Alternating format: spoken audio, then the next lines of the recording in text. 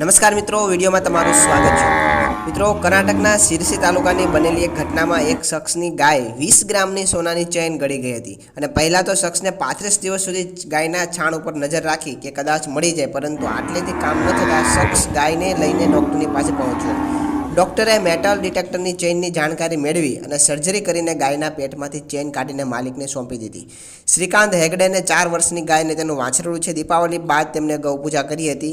આ માટે તેઓએ ગાય અને વાછરડાને સ્નાન કરાવીને માળાની શણગાર્યા હતા। શ્રીકાંત હેગડેના પરિવારે વાછરડાને 20 ગ્રામ સોનાની સાંકળ પહેરાવી હતી।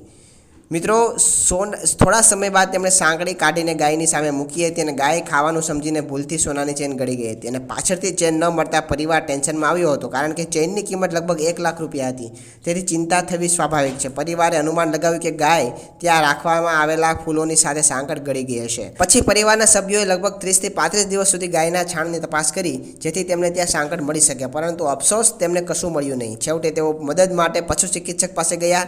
મેટલ ડિટેક્ટરની મદદથી ગાયની તપાસ કરવામાં આવી અને જાણવા મળ્યું કે ગાયના પેટની અંદર ચેન ફસાઈ ગઈ છે। પરિવારની વિનંતી પર સર્જરી કરીને સોનાની ચેન કાઢી નાખવામાં આવી હતી। જોકે ચેનનું વજન 20 થી 18 ગ્રામ ઘટી ગયું હતું, કારણ કે તેનો એક નાનો ભાગ જ ગાયબ થઈ ગયો હતો।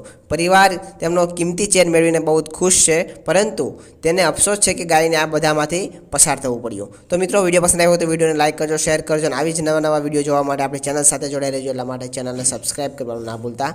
ધન્યવાદ।